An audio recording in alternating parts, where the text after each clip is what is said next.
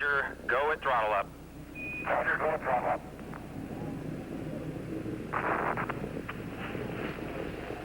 America's space program suffers a disastrous setback on Tuesday. In a ball of flame and smoke, 6 astronauts and the nation's first civilian space traveler died just after blastoff from Cape Canaveral, Florida. Hello and welcome to our extended live coverage of the Space Shuttle Challenger. I'm Beverly Williams. I'm Patrick Emery. The search for debris of the Space Shuttle Challenger continues through the night right now. The search began immediately after the shuttle exploded on Tuesday morning. And as we say right now, 2 ships and a plane are combing the waters off Cape Canaveral. A full search will resume at daybreak. 10 aircraft, 9 ships to be involved. With details of what the search has turned up thus far, scant as it may be, let's go live to CNN's Brian Nelson at the Kennedy Space Center. Brian? Well, Patrick, according to NASA, the agency is being very guarded about what has been found. They are saying that they have pulled up some debris which is being stored at the Canaveral Air Station. We are not privy to what has been found and probably will not know at least until tomorrow. I understand there's some talk of allowing reporters or camera crews in to take some pictures of some of the debris that has been classified as non-hazardous by NASA. That's the extent of our knowledge about what has been found so far. The ships that are out now at sea, there are 7 of them, 2 Navy-guided missile frigates, 2 Coast Guard cutters, and 2 NASA rocket booster recovery ships. They're out now standing by. They're not actually searching, we're told. They're standing by waiting for daybreak, and they'll be joined by planes and helicopters. So the search effort will resume full bent in the morning. Brian, we touched on this just about an hour ago during Newsnight, an hour and a half ago, but for those folks who were not with us, it may be a question worth dealing with once again. In the video that we have certainly seen a lot of today, as the shuttle and its boosters exploded, we saw the 2 solid fuel boosters heading off out of the explosion, apparently intact, and they are of course reused and are under normal circumstances parachuted to the surface of the water. What have you heard about the disposition of those solid rocket boosters? Absolutely nothing, Patrick. NASA's being very guarded. If you recall, we saw something falling under the assistance of a parachute in the NASA Select tapes after the explosion. What it was, I don't think anybody's certain now, and whether that has been recovered, we're not certain about that either. NASA, again, is being very guarded, I think, so as to avoid speculation among ourselves here in the media until they've had a chance to examine each and every piece.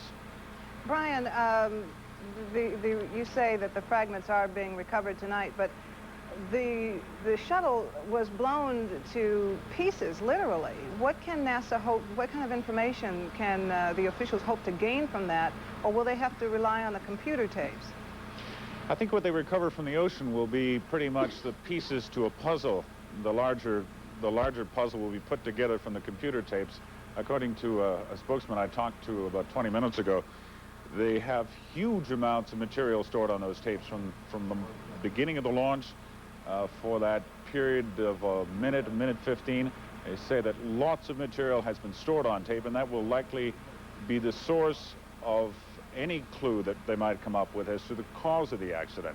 Now, combining what they have learned from the tapes with what they have recovered from the sea in the way of debris and from the pictures that we have all seen of the explosion, NASA hopes and is pretty confident of being able to pinpoint the cause of this accident, but there's no timetable as to when that might be.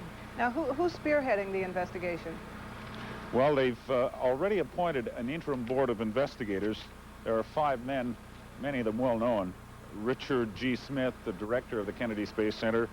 Arnold Aldridge, he is the manager of the National Space Transportation System at the Johnson Space Center. William Lucas, the director of the Marshall Space Flight Center in Huntsville, Alabama. Walt Williams, a NASA consultant, and James Harrington, the director of Space Lab, NASA headquarters in Washington. Now, I understand they've already convened their first meeting here at the Kennedy Space Center last night, or if you're on the East Coast, if you're on the West Coast, tonight.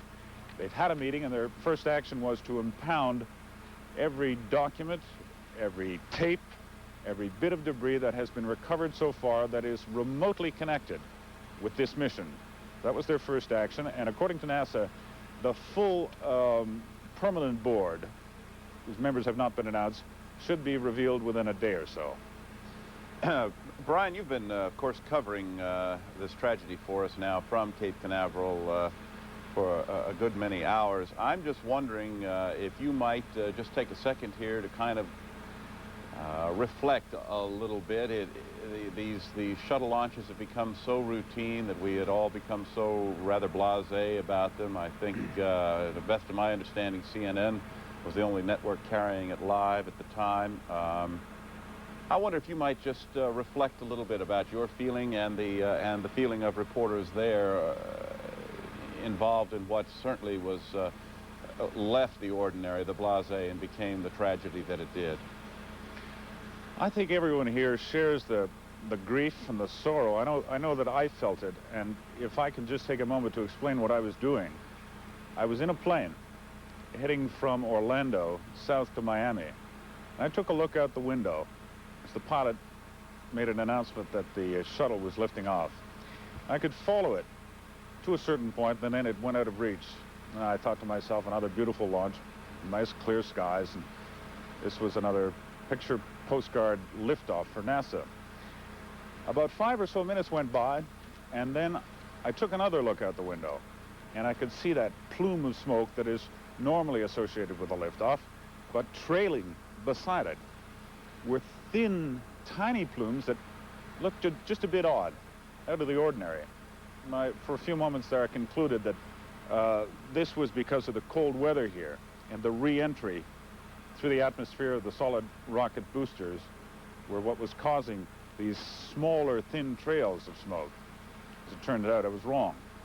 Some of the passengers along the other side of the plane closest to the launch that had a very good view were not even aware until they had heard a radio report announced by the captain of the plane that an explosion had actually taken place. They'd looked up, seen a ball of flame, thought it was unusual, and several of them went back to their papers. So there is this sense of blasé.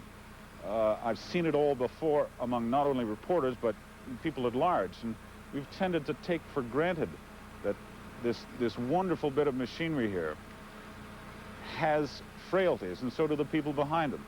We're all frail. And it's just a real sad loss, what has happened today. Brian Nelson at the Kennedy Space Center. Thank you.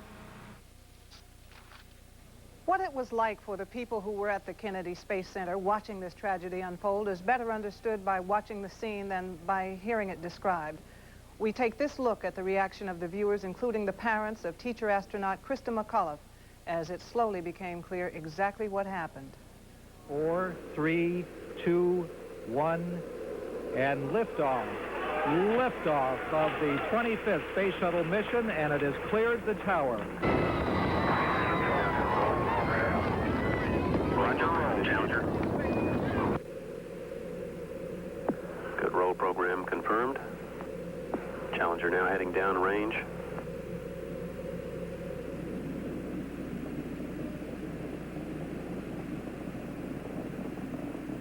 Engines beginning throttling down now at 94%. Normal throttles most of the flight, 104%.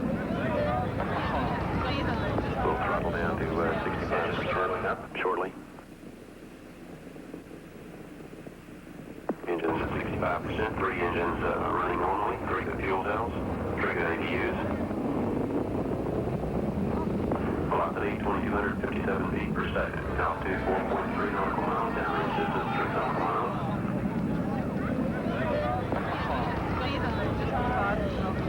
Engines throttling up. 3 engines now at 104%. Challenger, go with throttle up.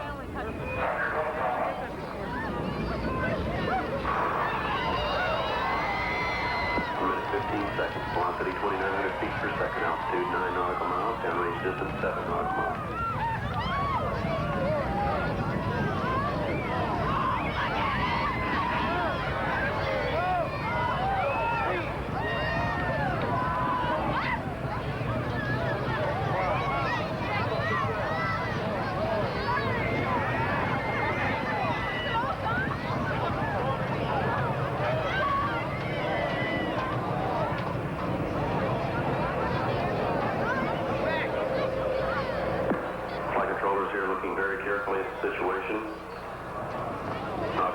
generator malfunction.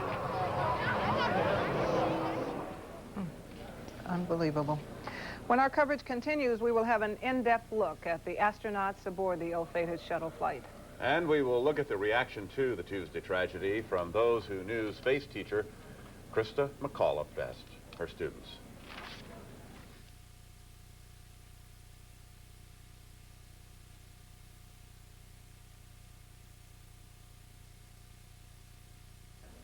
Students at Concord High, where Christa McAuliffe was a social studies teacher, went to school Tuesday filled with high spirits and excitement. But the day that started with such joy drew to a close with a memorial service at Miss McAuliffe's church. CNN's Lee Green has this report about her life and her town. She was, by all accounts, a remarkable woman, the first teacher in space, and loved by students, teachers, and townfolk alike at her home in Concord, New Hampshire. The students were watching the takeoff at school Tuesday morning. When the dimensions of the tragedy became clear, they were sent home, most of them in shock. Just a lot of people and a lot of grief and a lot of shock. They said on TV that it blew up and everybody started crying. That's when I realized what happened. It was hard to believe at first because there'd been so many other that were not so good, and this one not blew up. Teachers and civic officials had a news conference at the school Tuesday afternoon. We extend our sincere condolences to the McAuliffe family, particularly to Christa's immediate family, to their relatives and friends in this terrible hour of tragedy. The staff in particular are taking this event very, very, very sorrowfully. Christa McAuliffe's house is being watched by Concord police. Her husband, parents, and other members of her immediate family were at Cape Canaveral when the disaster occurred. Concord was filled with pride when Christa was chosen and is now filled with sorrow at her tragic end. Services are planned at several Concord churches as friends and neighbors try to come to grips with their grief. I think there's a real deep sense of loss, not just with myself, but obviously the whole community for that matter. And she was very well known and I'm sure very well loved by many, many people, and her loss is going to be very deeply felt. NASA had chosen absolutely the best person in the country to be the teacher in space, and correspondingly devastated. At a service held at Christa's church, still more family and friends turned out. The organist is also a McAuliffe who says all McAuliffes are related and originate in County Cork, Ireland. It was a solemn occasion, interrupted somewhat by the media, who were nearly as numerous as the mourners. She was delighted to have been selected and had planned to keep a diary of her space adventure, a kind of ordinary person's impression of life in space. History has been robbed of that unique perspective, and Concord has lost a fine educator and a dear friend. Lee Green, CNN, Concord, New Hampshire. NASA veterans were aboard the Challenger, as well as 3 crew members making their first voyage into space. CNN's Ron Israel has a look at the crew. 3, 2, 1, and liftoff. 7 Americans were on board when the Space Shuttle Challenger lifted off from the Kennedy Space Center. The crew members included 3 trained pilots, a laser expert, the second woman to fly in space, a Hughes aircraft engineer, and Christa McAuliffe, the woman who was to have been the first teacher in space. Challenger's pilot was 40-year-old Michael Smith. He flew missions in Vietnam and was awarded the Navy's Distinguished Flying Cross. He said flying was a dream he had since childhood. You know, as far back as I can remember, all I ever wanted to do was fly. And when I was a young kid coming up, of course, the space program was just getting started, and my interest just naturally from the flying aspects went over to wanting to fly into space. And it's just something that I've wanted to do all my life. And I don't know how I got interested. I can't tell you. I just have always been interested in doing flying. The flight was commanded by 46-year-old Francis Dick Scobee. The Challenger flight was going to be his second trip aboard the space shuttle. Scobee was a test pilot with the Air Force. He entered the space program in 1979, and he believed Christa McAuliffe would serve as an important role model for younger Americans. The lasting part is going to be the idea that she puts in the head of both teachers and students to expect to be in space. In other words, their future, space is part of their future. They expect to live and work there. And if she can do that, she's doing a lot for mankind. Mission Specialist Ellison Onizuka was a lieutenant colonel in the Air Force. He was a member of the crew of the Defense Department's first super-secret shuttle flight. I think that there is a need for, what we did on the first mission, and I fully believe that it's something that this country needed, the rest of the free world needed it. Dr. Judy Resnik was a biomedical engineer before joining the space program in 1978. She said Christa McAuliffe became a part of the team, even though she was not a trained astronaut. She knows where we're going to be standing, how busy it's going to be, where she can help, where we need our space, and she has learned an awful lot and become a team member. Payload specialist Gregory Jarvis was an electrical engineer who joined the program only 2 years ago. He talked about the space vehicle. Well, it's been very satisfying because you are close to the space. You don't get to do the ultimate trip, but you're close enough to the program that you really feel like you're contributing, and you bring your friends in to see the spacecraft, and they look at it, and you say, gee, I wonder, maybe it is something special, because I spent all my life around it, so it becomes very mundane to me. Finally, 36-year-old mission specialist Ronald McNair was a physicist. He became an astronaut in 1978 following work at the Hughes Research Laboratories. McNair planned to track Halley's Comet during the Challenger mission. Probably everything we know about it we're going to learn during this trip. We're going to learn something about some of the gases and elements that the comet are composed of. What does that tell us? Well, that comet exists now the way it did at the creation, origin of the universe. McNair was the second black astronaut to fly in space. Ron Israel, CNN. 900 feet per second altitude. When we come back, we'll report on just how NASA intends to investigate Tuesday's shuttle disaster. We'll also look inside the White House, where feelings ran, as you can imagine, very deep for the 7 courageous crew members.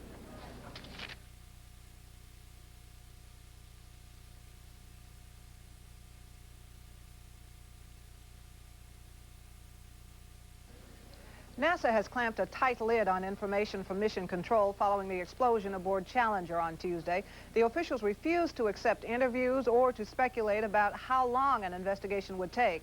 They say too much information released too soon might lead to false speculation about the cause of the accident. NASA did provide videotape of Challenger's flight with commentary from Mission Control in Houston. We had an apparently nominal liftoff this morning at 11:38 Eastern Time. The ascent phase appeared normal through approximately the completion of the roll program and throttle down and engine throttle back to 104%. At that point, we had an apparent explosion. Subsequent to that, the tracking crews reported to the flight dynamics officer that the vehicle appeared to have exploded and that we had an impact in the water downrange at a location approximately 28.64 degrees north, 80.28 degrees west. At the time the data was lost with the vehicle,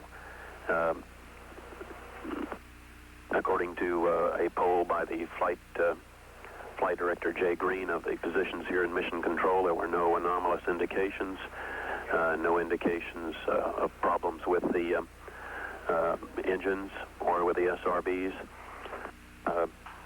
or with any of the other systems at that moment through the point at which we lost data. Again, this is preliminary information. It's all that we have at the moment. Officials say that more information will be made available in the next 2 or 3 days. The tragic end of Challenger's mission put everything else on hold at the White House. President Reagan postponed his scheduled State of the Union address for Tuesday evening. Instead, he spoke to a nation in mourning, stunned by the worst accident in the history of the space program. Chief White House correspondent Charles Bierbauer with this report tonight. President Reagan said he had been pained to the core by the tragedy. In his Oval Office message, he said the astronauts were aware of the dangers and the nation mourned 7 heroes. They had a hunger to explore the universe and discover its truths. They wished to serve, and they did. They served all of us. The president sent Vice President Bush to Cape Canaveral to express the president's personal concern and NASA Director Bill Graham with instructions to find the cause and then go forward. The president ordered flags lowered across the nation and here at the White House, where he had watched in stunned silence a replay of the launch and explosion. It was, the president said, a very traumatic experience.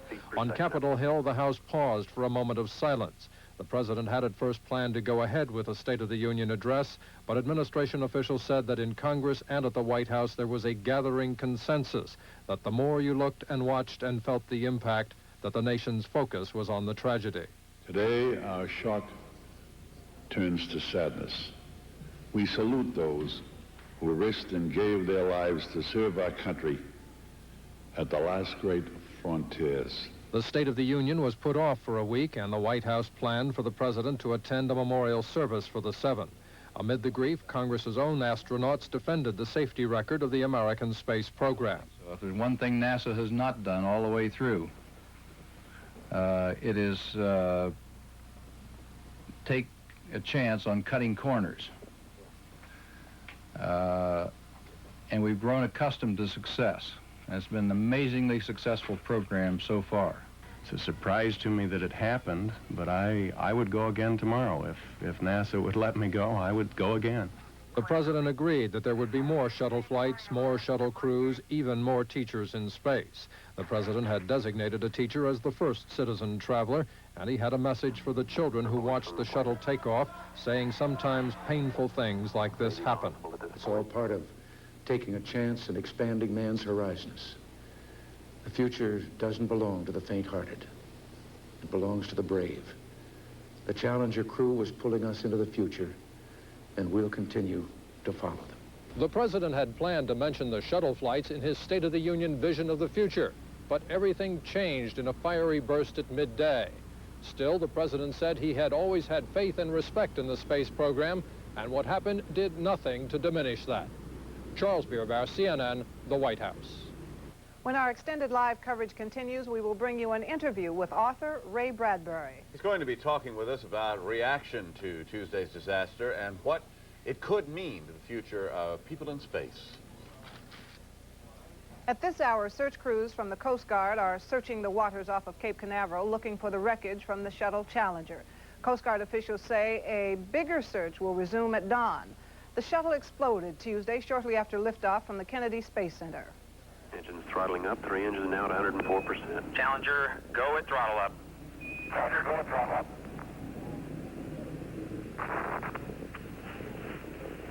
1 minute, 15 seconds. Velocity 2,900 feet per second. 7 crew members, including the first teacher to go into space, were aboard Challenger as it burst into a cloud of white smoke. Emergency crews from the Coast Guard, NASA, the Navy, and the Air Force searched the waters off of Cape Canaveral, hoping to find survivors. Hours later, one Coast Guard official said small chunks of the spacecraft have been found. So far, no signs of life. Space experts and government officials tonight are trying to assess the impact of the Tuesday disaster on the space program. In Los Angeles tonight, CNN's Andrew Holtz talked with science fiction writer Ray Bradbury to get his reaction to this tragedy. Mr. Bradbury, how did you hear about the explosion? Well, I was getting ready this morning to go to a lecture, and all of a sudden my wife said this thing was on the air, and I was very careful not to look. I heard the voices, I listened to the radio, and that was enough to devastate me. It was only later in the day that I saw, around 2 o'clock in the afternoon, the full report with the explosion. And, of course, it destroyed me, because I thought of those families, and I thought of the teachers and the students, and the teachers that have influenced my life, the ones that I've loved and stayed in touch with for a lifetime, and how you would feel if suddenly, before your very eyes, someone that you loved that much was gone. And then you begin to think about, well, other things that you may want to ask me about. One of those things is the reason that human beings try to go into outer space. What will this tragedy do, you think, to that drive for exploration? Well, I think it will balance things. It's a terrible way to balance them, but it must be balanced finally. We've been so lucky. It's been 19 years since the last deaths. That's miraculous to me alone. I thought surely that by now more people would have suffered accidents and deaths, but we've been fortunate until today. So finally we're being taught 2 lessons in 1 week. I was out at Jet Propulsion Lab on Saturday with all the celebrating people with the Uranus encounter, and I was there years ago for the Saturn encounter and the Jupiter encounter, and I was out there doing a seminar on Mars, and the morning we landed on Mars, all of these celebrations, you know, and suddenly the guillotine drops and we say, all right, what is life? Life is a celebration and life is a funeral. All these things occur in little cycles, and we have to go with them. And we celebrate and we mourn, and then we go on to further celebrations. Because space travel, to me, is best personified by a thing that I saw Carl Sagan do many years ago on Cosmos. He had a model of an enzyme over here. He had a model of a DNA molecule over here, a large size, huh? And he was talking about the enzyme shouting and the DNA responding, and we have then the life cycle and the DNA forming in all these fabulous forms upon the Earth, and creating all the beasts, and starting with all the bacterial forms coming up to mankind. And just 2 days ago, I was thinking, what is our position in the universe? Our position is this. The universe is the enzyme that shouts, for whatever reasons. It's hidden in the genetics. We will never know. You can call it God, you can call it life force, call it what you wish. But there's this massive shout to become and to begin. And then the DNA, which is us, and starting very small and growing to this large size, the DNA molecules respond to the shout, and we become. We live and we grow, and we desire to go into space. In the middle of all this is living and dying. So the massive shout, the massive response, the massive living and the massive lying, the cycle is complete. So for some mysterious reason, the universe has called us alive. In the long night, And here we are with our life. We have responded.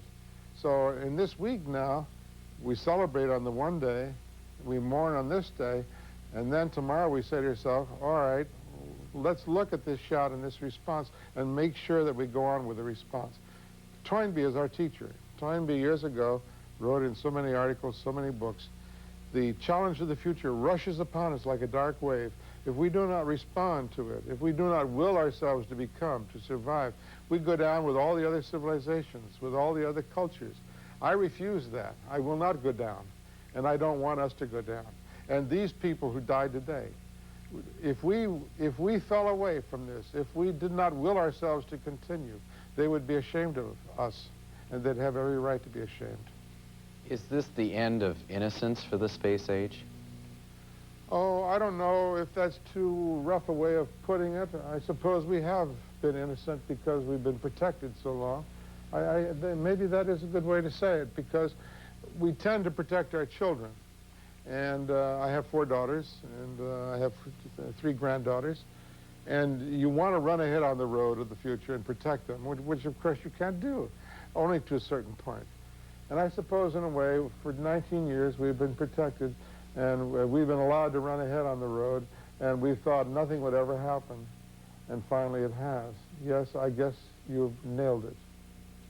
You've written a lot of speculative fiction about what the exploration of space might be like, or themes in space. Did you ever think of this kind of tragedy? Did you ever foresee this particular kind of disaster? I think you cannot see it. 30 years ago, when I was starting my career, I wrote a short story called Kaleidoscope about a rocket ship blowing up in space, and the inhabitants of the ship, 6 or 7 men, are fortunate enough for a moment to survive, but they are thrown in a great centrifuge out from the spiraling ship, and they're thrown in different directions, one toward the sun, one toward the moon, one toward Mars, one toward Earth, one toward all these meteoroids and asteroids. This one man becomes part of a huge kaleidoscope of shifting meteor forms going out into outer space, where he will live forever and be preserved, frozen, like someone in ice, someone in the top of a frozen mountain. And then the one person at the end of my story says, I've had nothing much in my life except this fantastic moment when I fall down through space. In a moment I will burn through your Earth's atmosphere. I wonder if anyone will see me fall. And when he hits the atmosphere like a meteor, he burns. And a little boy with his mother looking up says, oh, Mummy, a falling star, make a wish, huh? Make a wish.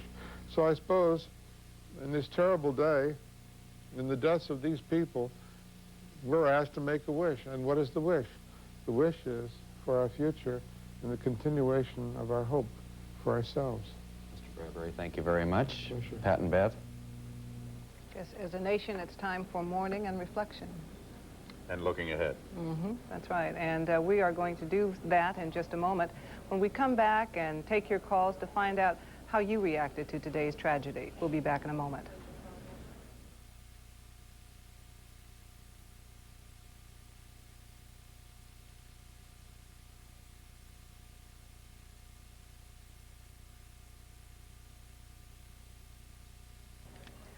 About 14 hours ago, 7 Americans died in the most tragic accident in U.S. history and the history of the U.S. space program. The explosion of the Space Shuttle Challenger Tuesday shocked America and the world. And as a nation, we mourn the deaths of the victims who died on a quest for knowledge. 1 minute, 15 seconds. Velocity 2,900 feet per second. Altitude 9 nautical miles. Downrange distance 7 nautical miles. It is with deep, heartfelt sorrow that I address you here this afternoon. At 11:40 a.m. this morning, the space program experienced a national tragedy with the explosion of the Space Shuttle Challenger approximately a minute and a half after launch from here at the Kennedy Space Center.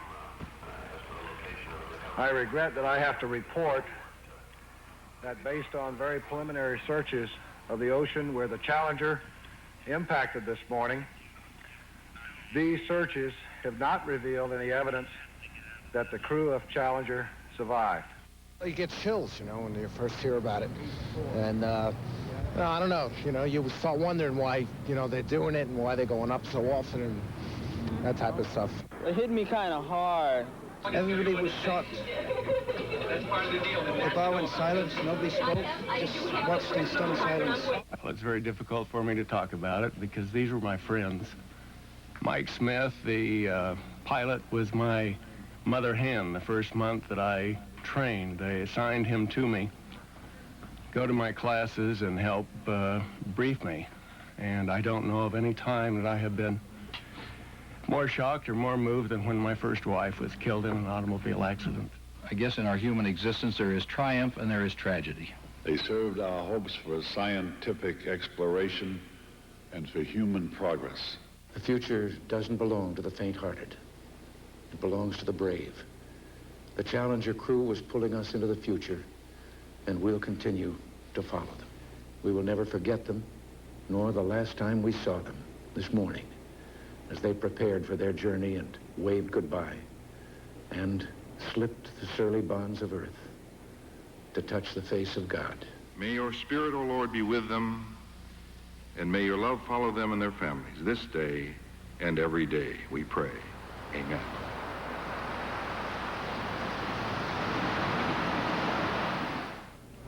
All America grieves tonight for the ill-fated flight of the Challenger spacecraft and its crew. So we invite your calls for a little while now, if you would like to express your opinion concerning the great national loss of the day. Let's go to the phones. First caller. You're calling from where, and your comment tonight? Yeah, I'm calling from Beaufort, Georgia. Well, I'm very sad about this, as I'm sure everybody else is, but I have a feeling that the brave people that died, if they could send one message to America, it would be, don't let the space program die in America. All right, sir. Thank you for your call. Next caller, where are you calling from and what is your comment? Yes, my name is Marshall Karish. I'm from Orlando, Florida. And I'm not clear on one thing.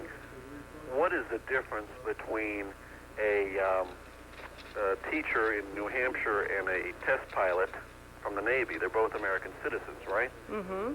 That's my, what is the difference? I mean, why is there such a big to-do about a private citizen dying as opposed to a Navy pilot? Well, I think the nation mourns the loss of all 7 people who were in space. And Christa McAuliffe was the very first civilian to go up, and I think that there's a feeling that she was really to be our eyes and our ears for the common man. All right, next caller, go ahead with your comment, please. Calling from where? Hello, my name's Bill from Aurora, Illinois, and I was wondering if they'll ever be able to pinpoint actually what happened. That's a good question that I'm sure NASA is asking itself tonight. Thank you. Next caller, what is your comment? My comment is, I hope that the space shuttle continues, because I believe that it is the central, and I want it to continue. Thank you very much, sir. Next caller, go ahead with a comment, please. You're calling from where? My name is Stephen Granville. I'm calling from Lancaster, New York. And as I sat in my office this morning watching the event unfold, it was a shocking event I've ever seen on television in my entire life. And it's even worse than what happened to President Kennedy back in 1963. And I think, as I speak for all Americans, that, you know, we're saddened by it. And I just hope that the space program goes on, because I feel that we need it. Thank you so much for your call. Next caller, where are you calling from, and what is your comment? Yes, I'm calling from Texas, Mm-hmm. and it is devastating what happened. My children saw it at school. My daughter has already had 2 nightmares tonight, and I'm appealing for any and all counselors to go to these schools, especially elementaries, and help these children, because I myself, I know, will have nightmares about it, and my heart and my love goes out to these families tonight. How old is your daughter? 8 years old, and also I have a son who's 10. Mm-hmm. Did you talk to them today about the good that the astronauts were doing for the country? Yes, I have several times today, but it seems like with her, all she can think about is what happened and their children. She keeps saying it, huh? Yes, and she's woken up screaming twice already tonight. Mm. All right. Well, thank you very much for your call and for your appeal to the teachers and the parents. Next caller, go ahead with your comment and tell us where you're calling from, please. My name is Burke. I am from Atlanta, Georgia, and naturally I felt the grief that most of the nation mourns today. I'd like to go back to the day of the Hindenburg explosion, and I think that really the media is echoing what the announcer, as he's shown, that's what we're all doing today. And secondly, I think it's rather sad that the media has paid so much attention to the teacher and not given parity to the other persons that died equally.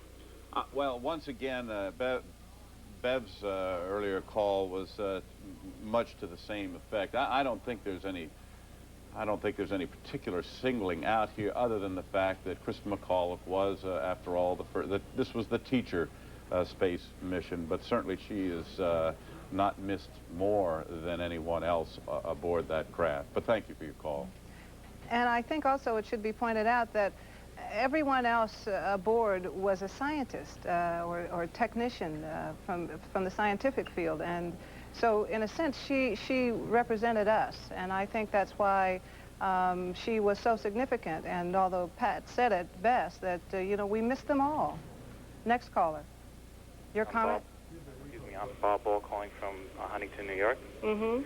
And at first, I wish the condolences to go out to the family and friends of the crew of Challenger.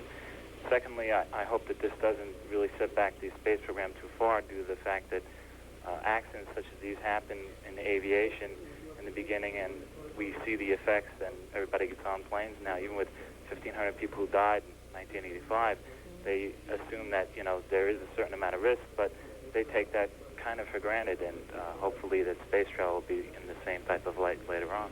Thank you. Next caller with a comment, and calling from where? Lansing, Michigan. All right. Yes, I'd just like to point out the fact that I just kind of wonder whether or not we should be sending as many manned spacecraft into space as what we are right now. I saw that scientist on earlier today. I don't know. I believe he was on the show. I tuned in early this morning, and I noticed you guys were the only station covering this. And the incident there, and I watched it, and I was really shocked, and I feel sorry for all the people. But I tend to wonder, there was a scientist on earlier who really expressed the fact that we should be using more, you know, mechanical, and, you know, like the last one, the Voyager there, gaining a lot of information that way, since I think our major cause is, along with the experiments that we can do in space, is to find, you know, somewhere else that might be a compatible planet to where we could live. Wouldn't that seem to be the main reason?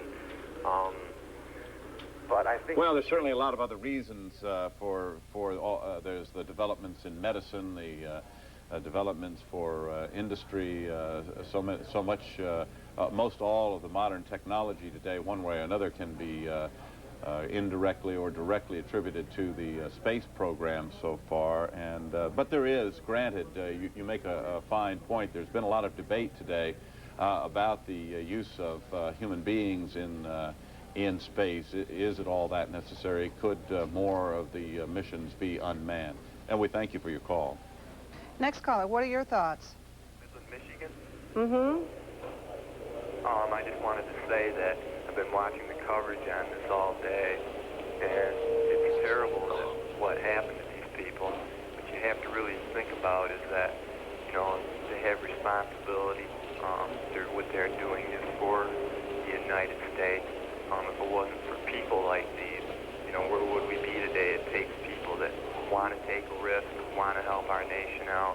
You know, they have to pay the consequences, sure, but, you know, where will we be in 20 years once we find out what did happen at the shuttle? You know, I just wanted to say, you know, that I think it's really sad and everything, but in the long run, I think it'll help our nation. You know, hopefully people will be able to find out what is happening. All right, thank you very much. We appreciate your comments. Here's still another call. Go ahead, please. Calling from where? Calling from Laramie, Wyoming. Okay. And I just want to say that I hope when I wake up in the morning that this will all have been a bad dream. We all do. Thank you. Next caller, where are you calling from, and what is your comment? Okay, I'm calling from Torrance, California. Mm-hmm. And what I'd like to comment on is, first of all, when I heard of the accident this morning with the space shuttle, I was really choked up. Where were you? I was on my way to work, and it was about 8:30, and I really was choked up. It's just something I just couldn't put into words except to say it really hit me. But one thing I would like to make a comment on is that before this even happened, I was reading in a book called In Search of Excellence about some of the management at NASA. And in the supposedly in the old days, NASA did a lot of redundancy, a lot of testing of their programs, which got rid of a lot of flaws. But in modern times, it seems that what they're doing is they're trying to be more cost-effective, and they're eliminating a lot of experimenting. So do you think the NASA scientists are promising us too much too soon? I don't know if it's so much they're promising too much too soon as they're hoping for too much. One reason why is a point that Mr. Poole made on the Crossfire earlier, was that we need more. All of our space effort is centralized under one agency. I think if we had a lot more competition, either between agencies or definitely more competition in the commercial field, we would eliminate a lot more errors. That's a controversial aspect, but thank you very much for calling. And another caller with a comment, calling from where? Daly City, California. All right. Here in Daly City, the Strong family is praying for the families, and we're not second-guessing. We just want to continue on now and just thank God for brave people like that gave their lives for our country. And I just thank God for people like that, and that's my comment. Thank you. All right, and I think I think your sentiments sum up the feeling of a good many people in the nation. You really don't hear too many people, and I think everyone involved with the space program will probably be gratified to hear. You haven't heard a lot of people saying, "Well, that's it. We've had this problem, so let's just do away with the whole thing, or let's go to completely unmanned missions."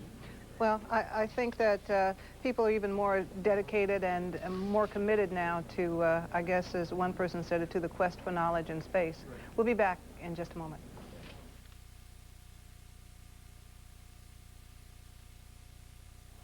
General Chuck Yeager says there is no way to prepare for a disaster like the one that destroyed the shuttle Challenger. Mike Boyd spoke with Yeager, the first person to break the sound barrier. All this does is obviously throw a big delay in those flights that were scheduled on the shuttle for the next year. 62-year-old Chuck Yeager firmly believes the shuttle program was well beyond the experimental stage, and he should know. Several test pilots around the world died trying to fly faster than the speed of sound. Yeager was the first to do it and made history in 1947. Yeager today still tests jet aircraft, has sat on air safety commissions, and helps out whenever asked. Could we have saved the shuttle crew with some kind of escape mechanism? Should we do it now?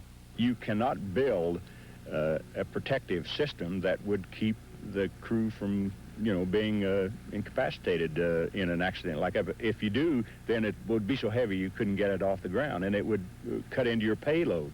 They had allowed senators, teachers to fly on these missions. Do you think they're going to go back now to a very highly trained crews, NASA crews? As all accidents do, they cause a shift in policy. And we'll probably go along for a while where they will only have either government personnel flying in vehicles, like you say, highly trained individuals, but then it'll relax because it's to our best interest. The shuttle is a public program. We'll continue right after this.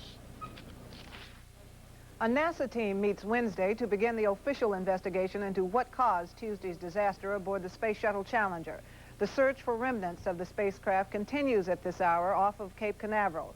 That search will be expanded at daybreak. The Challenger blew up at about 72 seconds after takeoff Tuesday morning. NASA waited a few hours, 4 hours, until after an initial search to announce that there was no evidence that any of the crew survived.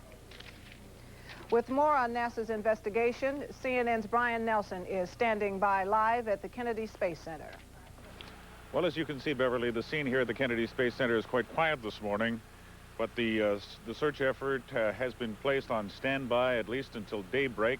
The 7 ships are now on standby about 100 miles off the coastline, and come daybreak they'll be joined by a fleet of helicopters and planes from the Air Force and from the Coast Guard to begin resume the search for debris from the wreckage of Challenger. That debris will hopefully furnish some new information about what went wrong in that explosion. But as CNN's Al Sunshine reports, NASA investigators are faced with a lot more questions than answers about the explosion. What went wrong? What triggered America's worst space disaster?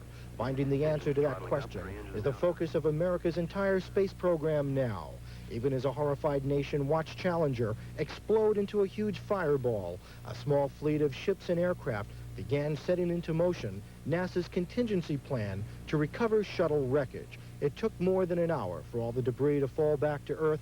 The search area covers 500 square miles off the coast of the Kennedy Space Center, 50 miles out to sea, and 100 miles up Florida's coast. A small amount of debris has been found and brought back to Cape Canaveral Air Force Station.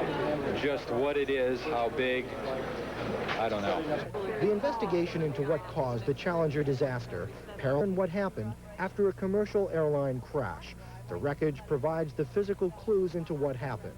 Records and paperwork will be checked and double-checked to background every detail of how Challenger and its rocket boosters were built and assembled together.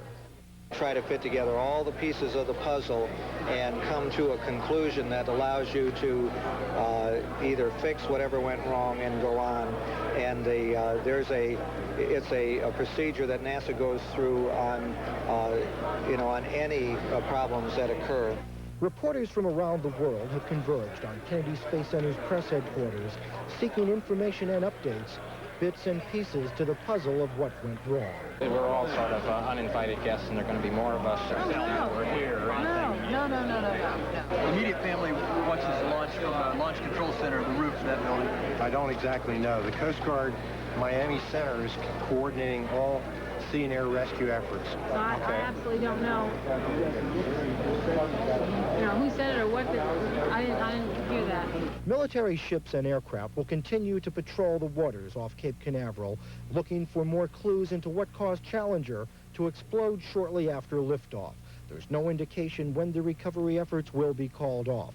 Until those answers are found, all the hard work that landed an American on the moon is being channeled in one direction.